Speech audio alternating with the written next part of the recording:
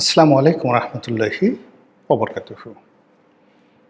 সম্মানিত দর্শক, ইরান এবং আমেরিকার যে যুদ্ধ, এটি আপাতত ২ সপ্তাহের জন্য বিরতি চলছে। এ যুদ্ধ বিশ্বযুদ্ধে রূপান্তরিত হবে। এ যুদ্ধে আমেরিকা হুমকি দিয়েছিল যে তারা পুরো ইরানের সভ্যতা তছনছ করে দেবে। এবং এই যুদ্ধ যখন শুরু হলো, সারা দুনিয়ার যারা এক্সপার্ট, ওয়ার এক্সপার্ট, তারা সবাই এক বাক্যে বলার চেষ্টা করছিল যে এটা একটা অসম যুদ্ধ। ২৪ ঘন্টার মধ্যে, বড়জোর ৪৮ ঘন্টার মধ্যে ইরান তছনছ হয়ে যাবে। ইরানের নেতৃত্ব ভেঙে পড়বে, সেনাবাহিনী ভেঙে পড়বে এবং আমেরিকার যে মদতপুষ্ট বিভিন্ন সংগঠন আছে এবং মার্কিন ডিপ স্টেটের যে সকল এজেন্ট রয়েছে এবং তাদের পুতুল সরকার, রেজা শাহ পাহলভীর যে সন্তান, সেই পুতুল সরকারের প্রধান হওয়ার জন্য রেজা শাহ পাহলভীর পুত্র, তিনি প্লেনে করে এসে আবার ইরানে সেই রাজতন্ত্র কায়েম করবেন। এগুলো নিয়ে যখন খুব বেশি কথাবার্তা হচ্ছিল, তখন সারা দুনিয়াতে যারা ইসলামপ্রেমী মানুষ, যারা চায় যে মুসলমানরা মাথা উঁচু করে দাঁড়িয়ে থাকুক, যারা মহান আল্লাহ রাব্বুল আলামিনকে ভালোবাসেন, তাদের অন্তর খান খান হয়ে যাচ্ছিল। এমনিতেই মুসলমান সম্প্রদায় মধ্যপ্রাচ্যের যে সকল আমেরিকার এজেন্ট রয়েছে, দালাল রয়েছে, যারা আমেরিকাকে ব্যবহার করে সে সকল দেশকে রীতিমতো পাপের স্বর্গরাজ্য বানিয়ে ফেলেছে। মুসলমানদের হক নষ্ট করে তারা নিজেদের বৃত্ত এবং বিলাস, সেই বৃত্ত এবং বিলাসের বৈভব তৈরি করে ফেলেছে সারা পৃথিবীব্যাপী। তাদের অর্থ দ্বারা, তেল বিক্রির অর্থ দ্বারা, যে তেল আল্লাহ রাব্বুল আলামিন তাদেরকে দিয়েছেন, সেই তেল বিক্রির অর্থ দ্বারা তারা ক্যাসিনো কিনেছে, 7 স্টার হোটেল কিনেছে, ইউরোপ আমেরিকার যে বড় বড় পলো গ্রাউন্ড, বড় বড় খেলার যে ক্লাবগুলো রয়েছে, সেগুলো তারা কিনেছে। আর ইউরোপ আমেরিকা থেকে প্রতি বছর বিলিয়ন বিলিয়ন ডলার নয়, শত শত বিলিয়ন ডলারের অস্ত্র তারা কিনে কেবলমাত্র আমেরিকা এবং ইউরোপকে খুশি করার জন্য। তো এদের ইসলাম বিরোধী কর্মকাণ্ড, খোদা বিরোধী কর্মকাণ্ড, এগুলো দেখে মানুষ এদের সবাইকে সেই যে সীমার, কারবালার ময়দানের যে সীমার, কিংবা সীমারের যে বস ছিল ইয়াজিদ, তাদের সাথেও নিকৃষ্ট মনে করে। তো আমেরিকা যে যুদ্ধ করছিল ইরানের বিরুদ্ধে, সেই যুদ্ধে আমেরিকার সে সকল পোষা প্রাণীগুলো, তারা তাদের অর্থ, তাদের রাজভাণ্ডার সব কিছু উজাড় করে দেওয়া হয়েছিল ইরানকে মাটির সঙ্গে মিশিয়ে দেওয়ার জন্য।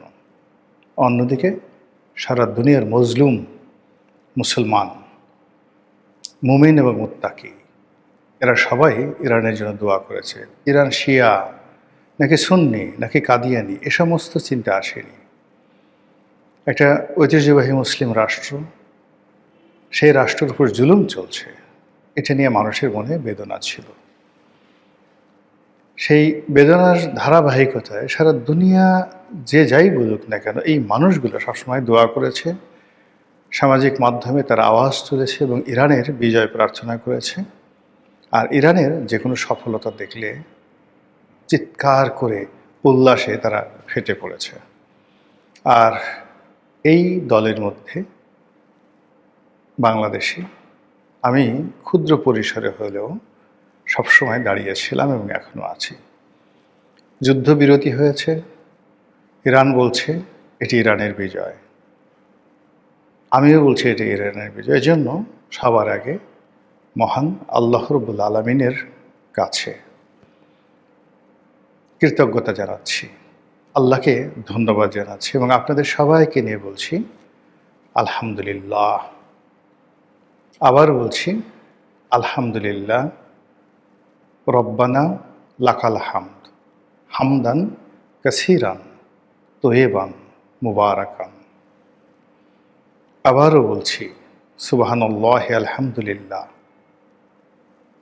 সুবহানাল্লাহি আলহামদুলিল্লাহ, লা ইলাহা ইল্লাল্লাহু, আল্লাহু আকবার, আল্লাহু আকবার ওয়ালিল্লাহিল হামদ। লা ইলাহা ইল্লাল্লাহু ওয়াহদাহু লা শারীকা লাহু, লাহুল মুলকু ওয়া লাহুল হামদ, ওয়া হুয়া ইউমীত ওয়া হুয়া আলা কুল্লি শাইইন কাদির। হে আল্লাহ, তুমি সারা দুনিয়ার মুসলমানদেরকে কবুল করো, ইরানকে কবুল করো। আমরা আমাদের কুকর্মের দ্বারা যে রাজত্ব তুমি আমাদেরকে দিয়েছিলে, 1000 বছর আমরা পৃথিবী শাসন করেছি, আমরা যে রাজত্ব হারিয়ে ফেলেছি, আল্লাহ তুমি আমাদের চরিত্র ভালো করে দাও, হেদায়েত দান করো, আর আমাদের হাতে আবার সেই রাষ্ট্র ক্ষমতা, সেই পৃথিবীর রাজত্ব আল্লাহ তুমি ফিরিয়ে দাও, এবং ইরানের মাধ্যমে সেটা শুরু হোক। শৈশব থেকে আল্লাহর প্রতি আমার অসাধারণ বিশ্বাস। হযরত ইয়াহিয়া আলাইহিস সালাম, তার যখন জীবন শেষ, হযরত জাকারিয়া আলাইহিস সালাম, হযরত জাকারিয়া আলাইহিস সালাম তার জীবন শেষ, মৃত্যু সমাগত, বৃদ্ধ হয়ে গেছেন। তখন তিনি আল্লাহর কাছে বললেন যে, হে আল্লাহ, আমি তো তোমাকে ডেকে কখনো বিফল মনোরথ হইনি, কখনো ব্যর্থ হইনি। তারপর তিনি একটি সন্তানের জন্য ওই বৃদ্ধ বয়সে আল্লাহর কাছে দোয়া করলেন। দোয়া তো তিনি করেছেন, কিন্তু আল্লাহ রাব্বুল আলামিন যখন ফেরেশতা পাঠিয়ে তাকে সুসংবাদ দিলেন, তিনি আশ্চর্য হয়ে গেলেন যে হাউ ইট ইজ পসিবল, এটা কি করে সম্ভব? আমি বৃদ্ধ এবং আমার স্ত্রী বন্ধ্যা। তখন আল্লাহর প্রেরিত ফেরেশতা জিবরাইল বললেন যে এটা সম্ভব, আল্লাহ চেয়েছেন এটা সম্ভব। শুধু তাই নয়, আল্লাহ তার যে সন্তান, হযরত জাকারিয়া আলাইহিস সালামের যে সন্তান, তার নামও রেখে দিলেন হযরত ইয়াহিয়া আলাইহিস সালাম। এটা ইতিহাস, এটা কোরআনের কথা, এটা পৃথিবীতে প্রতিষ্ঠিত যে আল্লাহর কুন ফায়াকুনের ক্ষমতা কত প্রবল। আবার এই যে আমরা সূরা ফিল পড়ি, আলাম তারা কাইফা ফাআলা রাব্বুকা বিআসহাবিল ফিল।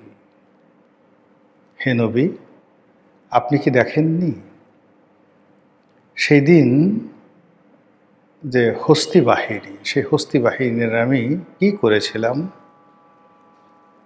অর্থাৎ এই যে বাদশাহ আব্রাহা কাবা শরীফ ধ্বংস করার জন্য সুদূর ইয়ামেনের হাদ্রা মউত থেকে বিশাল এক বাহিনী নিয়ে তিনি মক্কাতে এলেন, কাবা শরীফ ধ্বংস করে দিবেন, লম্বা কাহিনী। এবং তার সেই বাহিনীর মধ্যে একটা হাতিও ছিল, এই জন্য ওটিকে বলা হয় হস্তি বাহিনী। মক্কা তখন একটা স্ল্যাম, একটা বস্তি, শহরের ছোট্ট একটা শহর, রাজত্ব করে কুরাইশ বংশ, বনু হাশিম, বনু মাইয়া, আর আরও 10-12টা গোত্র সেখানে আছে। বড় জোর 4 থেকে 5 হাজার নারী পুরুষ ওই শহরে তখন বসবাস করেন। সেখান থেকে আরেকটু এগিয়ে তায়েফে কয়েকটি গোত্র আছেন, এরকম একটা এলাকা। তো মক্কাতে যুদ্ধ করার যে সামর্থ্যবান লোক, সাকুল্যে ছিল সেই 500 থেকে 700। ঠিক সেই সময়টাতে হাজার হাজার বাহিনী আধুনিক অস্ত্র শস্ত্র নিয়ে, ঘোড়া নিয়ে, হাতে নিয়ে যখন একজন বাদশাহ এলেন, তখন সে তার সঙ্গে যুদ্ধ করার মতো শক্তি, সামর্থ্য, অস্ত্র কিচ্ছু মক্কাবাসীর হাতে ছিল না। তারা ভয়ে শহর ছেড়ে পালিয়ে গেলেন। তো এই অবস্থাতে আব্রাহা অহংকারী হয়ে সে যখন বিনা বাধায় বাইতুল্লাহ শরীফ খানায়ে কাবা ধ্বংস করতে গেলেন, তখন হাজার হাজার আবাবিল পাখি আকাশে আসলো। ছোট ছোট পাখি, চড়াই পাখির মতো পাখি, এবং তারা মটরশুঁটির দানার মতো ছোট ছোট পাথর, সেই পাথর নিয়ে উড়তে থাকলো। এবং আব্রাহার যে সৈন্য এবং হাতি, সেই সৈন্য এবং হাতির মাথার উপর সেই পাথর তারা বর্ষণ করল। ইট ওয়াজ জাস্ট লাইক বুলেট। এই পাথর তাদের মাথা দিয়ে শরীরের ভিতরে ঢুকে গেল এবং স্পট ডেথ সঙ্গে সঙ্গে। আজকের যে আধুনিক প্রযুক্তি তখন ছিল না।